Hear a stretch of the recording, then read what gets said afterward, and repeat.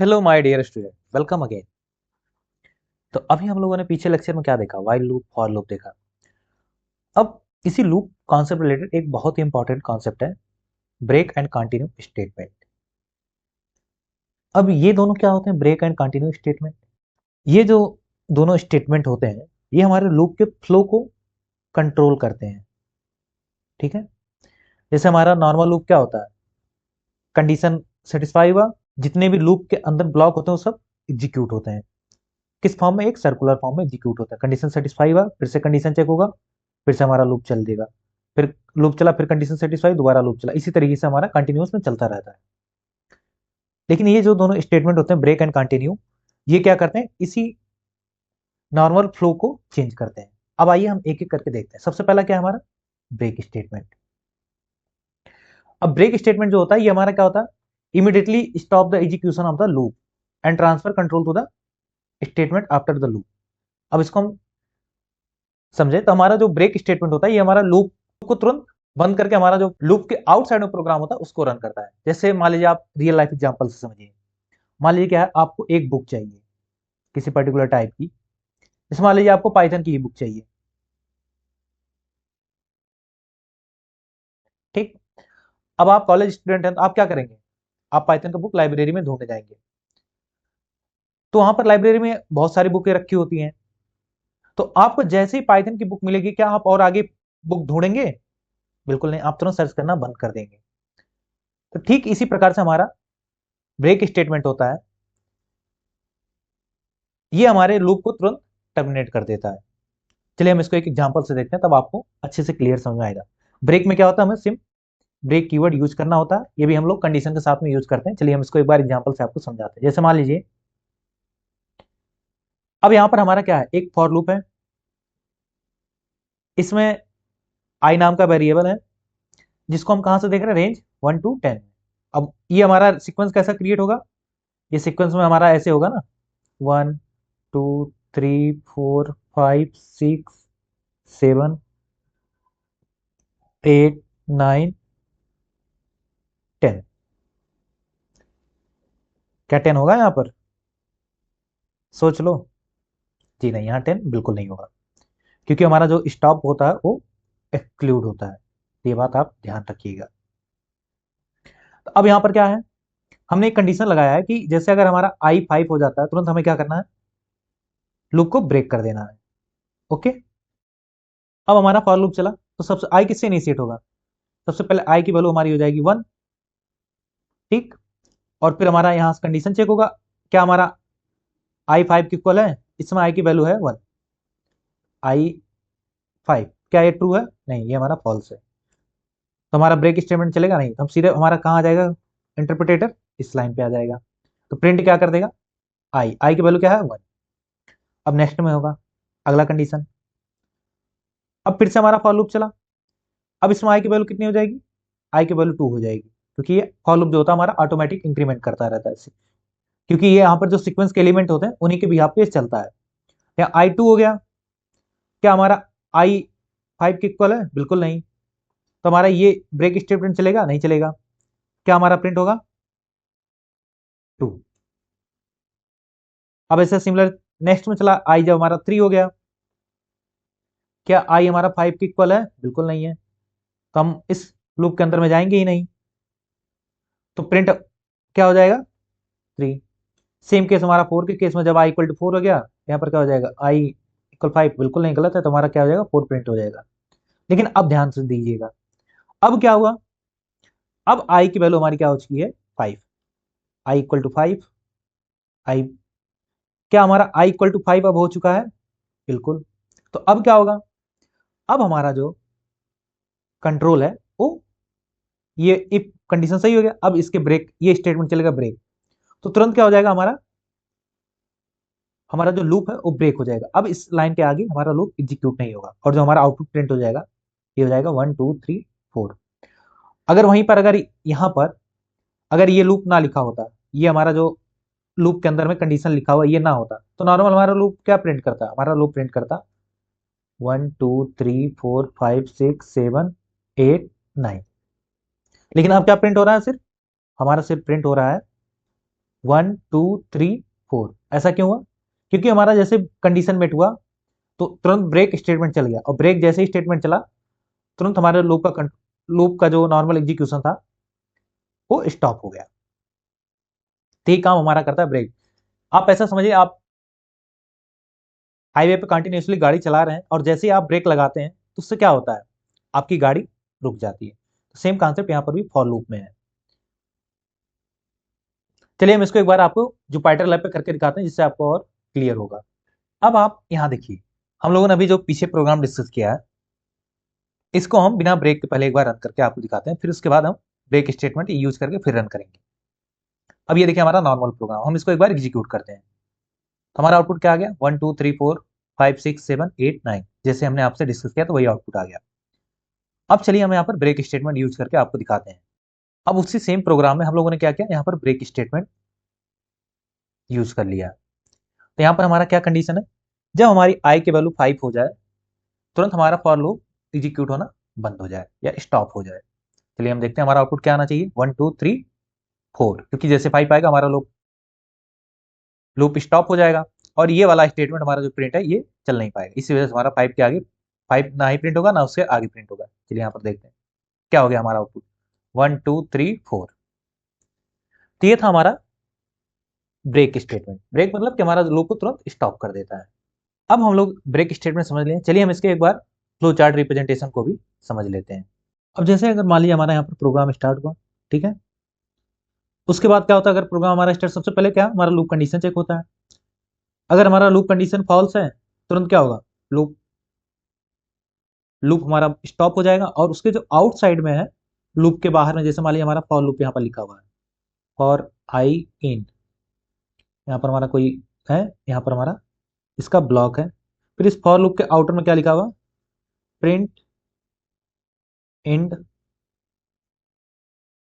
Of loop, ऐसे करके कुछ, ठीक। तो क्या हुआ, अगर यहाँ पर हमारा कोई कंडीशन होता है,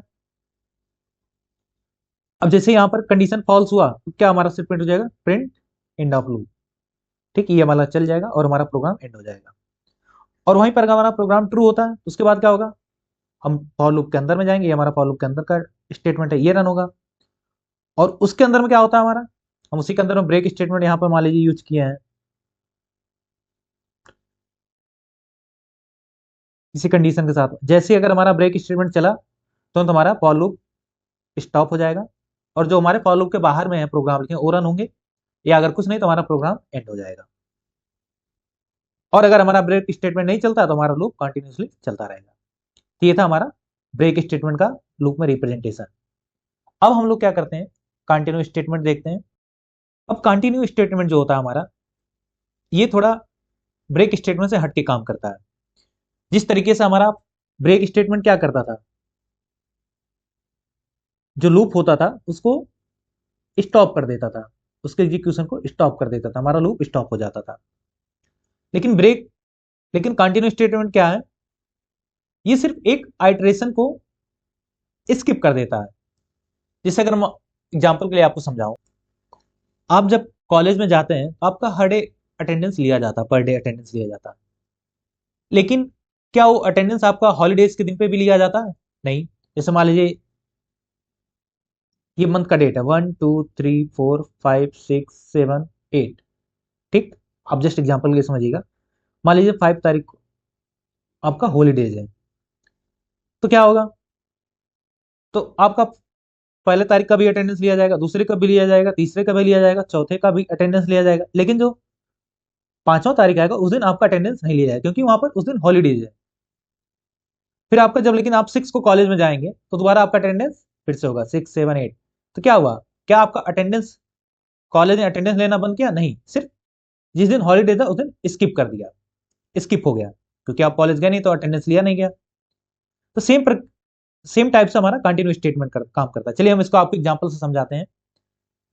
जैसे मान लीजिए यहां पर सबसे पहले ये प्रोग्राम लिखा हुआ है, आप यहां पर सोचिए कि अगर ये वाला इफ स्टेटमेंट यहां पर ना लिखा हो तो हमारा नॉर्मल प्रोग्राम आउटपुट क्या आता, तो हमारा आउटपुट आता 1 2 3 4 5, ये आउटपुट आता। लेकिन अब यहां पर क्या हमारा कंटिन्यू स्टेटमेंट लगा हुआ है, तो अब यहां पर क्या आउटपुट आएगा, चलिए हम इसको एक बार डिस्कस करते हैं। तो सबसे पहले हमारा क्या हो जाएगा, I1, तो यहाँ आई हमारा, यहाँ कंडीशन चेक हुआ क्या हमारा I3 के इक्वल है, I = 3 नहीं है, तो हमारा यहाँ पर ये कंटिन्यूस इफ ब्लॉक के अंदर हम जाएंगे नहीं, तो हमारा क्या होगा, प्रिंट हो जाएगा ये स्टेटमेंट, आई की वैल्यू क्या है इस समय 1, हमारा 1 प्रिंट हो जाएगा। फिर हम 2 के लिए जाएंगे, यहाँ भी हो जाएगा I = 2, I = 3, ये चेक हो गया कंडीशन, क्या है कंडीशन सही है नहीं है, तो हम इफ ब्लॉक के अंदर में जाएंगे, हम इफ ब्लॉक के बाहर में क्या हमारा प्रिंट हो जाएगा, प्रिंट आई, इसमें आई की वैल्यू कितनी है 2। अब यहाँ पर देखिए इंटरेस्टिंग चीज, मान लीजिए आपका I में इसमें 3 वैल्यू हो चुकी है, अब यहाँ पर कंडीशन चेक हुआ I = 3, क्या ये कंडीशन ट्रू है, बिल्कुल ट्रू, आई की वैल्यू हमारी 3 हो चुकी है। तो अब हमारा जो पाइथन है, पाइथन इंटरप्रेटर, वो यहाँ आ जाएगा, इफ ब्लॉक के अंदर में आएगा, तो यहाँ पर क्या होगा, ये कंटिन्यू स्टेटमेंट चल जाएगा, और जैसे ही कंटिन्यू स्टेटमेंट चला, तुरंत यहाँ से कंट्रोल वापस आके कहाँ आ जाएगा, हमारा फॉर लूप पे यहाँ आ जाएगा, ये स्टेटमेंट हमारा नहीं, प्रिंट स्टेटमेंट नहीं चलेगा, तो यहाँ पर हमारा आउटपुट में कुछ प्रिंट नहीं होगा।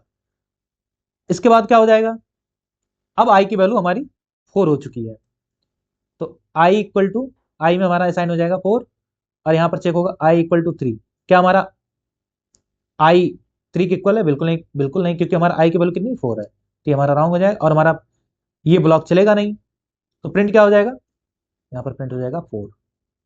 फिर नेक्स्ट में क्या होगा, सेम मैंने हमारा आई की वैल्यू अपडेट होकर 5 हो जाएगा, फिर यहाँ पर I = 3, ये दोनों चेक हुआ, क्या हमारा I 3 के इक्वल है, बिल्कुल नहीं, क्योंकि इसमें आई की वैल्यू कितनी है, आई की वैल्यू यहाँ पर 5 है, तो ये हमारा कंडीशन गलत हो गया, तो ये ब्लॉक हमारा नहीं चला। उसके बाद क्या स्टेटमेंट हमारा चलेगा, प्रिंट स्टेटमेंट चलेगा, यहाँ क्या हो जाएगा, प्रिंट 5। तो अब हमारा फॉर लूप पूरा कंप्लीटली रन हो गया, क्योंकि यहाँ 1 to 6 तक ही जाना था, हमारा जो 6 होता है रेंज में क्या होता है, एक्सक्लूडेड होता है। तो हमारा फाइनल आउटपुट क्या आ चुका है यहाँ पर, अब यहाँ पर हमारा आउटपुट आ चुका है 1 2 4 5, ये है हमारा कंटिन्यू स्टेटमेंट के साथ में आउटपुट। अगर ये प्रोग्राम हमारा नॉर्मल चलता तो क्या आउटपुट आता, 1 2 3 4 5, तो ये डिफरेंस। अब यहाँ पर आप नोटिस कर रहे होंगे कि पिछली बार में जब ब्रेक स्टेटमेंट में हमारा I = 5 में जैसे ही कंडीशन मेट हुआ था, उसमें क्या हुआ था, तुरंत ही हमारा फॉर लूप स्टॉप हो गया, उसके आगे कोई प्रिंट नहीं। लेकिन यहाँ पर क्या हुआ, जैसे I = 3 पे हमारा कंडीशन मिला, उसके बाद में हमारा 4 और 5 प्रिंट हुआ, सिर्फ क्या हुआ, सिर्फ I = 3 वाला जो था वो स्किप हो गया, इसी वजह से हमारा आउटपुट आया 1 2 4 5। यहाँ पर आप देखिए, चलिए हम इसको एक बार जुपिटर लैब पर रन करके दिखाते हैं, जिससे आपको और क्लियर हो जाएगा ये। सबसे पहले हम उसी प्रोग्राम को बिना कंटिन्यू स्टेटमेंट के बार रन करके आपको आउटपुट दिखाते हैं, फिर उसके बाद हम कंटिन्यू स्टेटमेंट यूज करके रन करेंगे। आप यहाँ पर देखिए क्या आउटपुट है, 1 2 3 4 5। अब इसी में हम लोग क्या करते हैं, कंटिन्यू स्टेटमेंट यूज करते हैं, ठीक। तो यहाँ पर अब हम इसको एग्जीक्यूट करेंगे, तो हमारा क्या आउटपुट आएगा 1 2, और जैसे 3 प्रिंट वाला आएगा तुरंत क्या होगा, स्किप हो जाएगा, हमने आपको पूरा डिस्कस किया था। और हमारा उसके बाद क्या प्रिंट होगा, 4 5। चलिए यहाँ पर देखते हैं आउटपुट क्या आ गया, 1 2 4 5। अब इसी सिनारियो को हम एक बार लेके यहाँ पर ब्रेक स्टेटमेंट लगा के दिखाते हैं, जिससे आपको दोनों में डिफरेंस एक क्लियर हो जाए, आइडिया हो जाएगा।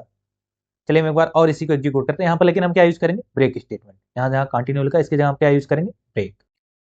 तो इस सिनारियो हमारा क्या आउटपुट आना चाहिए, हमारा यहाँ पर आउटपुट आएगा सिर्फ 1 2। देखिए क्या आउटपुट आता है, देखिए हमारा क्या आउटपुट आया 1 2। अब यहां से आपको एक क्लियर हो गया होगा, जैसे ही हमारा कंटिन्यू में क्या होता है, एक पर्टिकुलर सिर्फ आइटरेशन स्किप हो जाता है, जैसे यहाँ पर 3 प्रिंट होना था तो 3 नहीं प्रिंट हुआ, उसके बाद में क्या हुआ, सिर्फ 4 5 प्रिंट हो गया। लेकिन ब्रेक में क्या होता है, जैसे हमारा I = 3 पे कंडीशन मेट हुआ, कंडीशन मिला, तुरंत ही हमारा लूप का एग्जीक्यूशन स्टॉप हो गया। तो ये था हमारा ब्रेक और कंटिन्यू स्टेटमेंट। चलिए हम लोग इसका कंटिन्यू स्टेटमेंट का भी फ्लो चार्ट रिप्रेजेंटेशन देख लेते हैं, क्योंकि ये आपके थ्योरेटिकल एग्जाम में पूछे जाते हैं, जिससे आपको और इसकी क्लियरिटी मिलेगी। अब यहाँ आप देखिए, जो हमारा पिछला हम लोगों ने प्रोग्राम एग्जीक्यूट उसी खेलते इसको समझने की कोशिश करते हैं। हमारा प्रोग्राम स्टार्ट हुआ, सबसे पहले क्या लूप कंडीशन हमारा चेक हुआ, तो जैसे यहाँ पर हमारा इस सीक्वेंस में कितने एलिमेंट है, हमारा एलिमेंट है 1 2 3 4 5, ये एलिमेंट है, तो हमारा फॉर लूप 4 5 टाइम चलेगा, ठीक। तो जैसे अगर हमारा लूप कंडीशन फॉल्स है, क्या हो जाएगा, हमारा प्रोग्राम एंड हो जाएगा, या फिर अगर फॉर लूप के आगे यहाँ पर हमने कोई स्टेटमेंट और लिखा तो वो रन होता है। ठीक। और अगर हमारा लूप कंडीशन ट्रू हुआ तो उसके बाद क्या जाएंगे, हम यहाँ पर आएंगे लूप के अंदर में, ये हमारा लूप के अंदर का स्टेटमेंट है, और उसमें अगर कंडीशन ट्रू है तो हमारा कंटिन्यू स्टेटमेंट चलेगा और करंट आइटरेशन स्किप हो जाएगा, और अगर कंडीशन फॉल्स है तो हमारा सिर्फ ये प्रिंट हो जाएगा। अब यहाँ आप देख रहे हैं, अगर इफ कंटिन्यू स्टेटमेंट इनकाउंटर, अगर ये कंडीशन ट्रू हुआ, यहाँ पर ये करंट आइटरेशन स्किप होकर दोबारा से हमारा लूप स्टार्ट हो जाएगा, फिर सब कुछ वही कंडीशन चेक होगा, अगर ट्रू हुआ तो लूप स्टेटमेंट चलेगा, अगर फॉल्स हुआ तो हमारा लूप से बाहर आ जाएगा। और ये ऐसे कंडीशन चलते रहेंगे जब तक हमारा फॉर लूप में जितने काउंट तक चलना है, या फिर वाइल लूप में जब तक कंडीशन हमारा ट्रू चलना हो। ठीक। ये था हमारा कंटिन्यूस स्टेटमेंट का फ्लो चार्ट रिप्रेजेंटेशन।